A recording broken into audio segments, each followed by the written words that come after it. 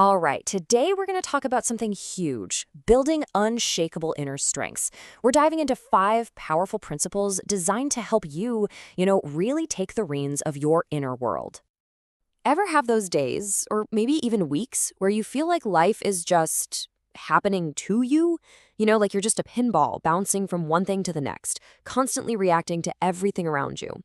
It's a really common feeling, but I'm here to tell you, it doesn't have to be your reality. Because here's the big secret. The answer isn't about trying to control every little thing out there in the world. Nope. The real, lasting power comes from mastering the world inside you.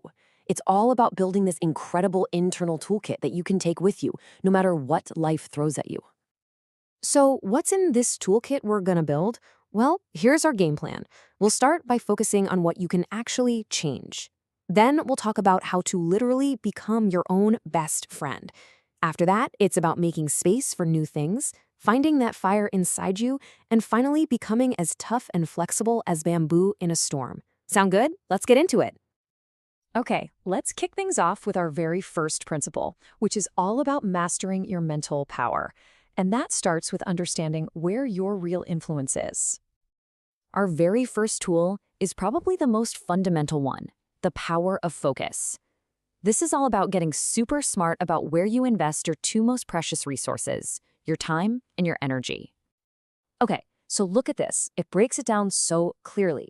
On the left, you've got your circle of concern. This is all the stuff we worry about but have zero control over, right? The weather, what other people decide to do, mistakes we made years ago. It's a total energy drain. But then, on the right, that's your circle of influence. Now this is where the magic happens. This circle is made up of your actions, your attitude, your choices. This is your playground. And here's the really amazing part. When you pour all that energy you are wasting on your concerns into your circle of influence, something incredible happens. It starts to get bigger. By focusing only on what you can do, you not only feel way less anxious, but you actually start to have more real-world influence. All of a sudden, you're not the pinball anymore. You're the one in the driver's seat. All right, our second tool is an absolute game changer, reshaping that conversation you have in your own head. I mean, think about it. Who do you talk to more than anyone else in the entire world? Yourself. This tool is about making sure that conversation is a good one. Just look at this shift. It's so easy to fall into that critical voice on the left. I always mess this up. We've all been there. But what if you made a conscious choice to switch to the supportive voice on the right? Okay, that didn't work. This is a chance to learn. I can do this better next time. See the difference? It's not about being delusional. It's about reframing mistakes as lessons. Because trust me, your mind believes whatever you tell it most often. Now for our third tool, the art of letting go. I want you to imagine for a second that your mind is like a giant storage closet. If you just keep shoving stuff in there and never clean it out, pretty soon it's so cluttered you can't find anything, and there's definitely no room for anything new and exciting. It's time for a mental spring cleaning. So, what kind of junk are we talking about here? Well, it's things like old resentments you're still dragging around.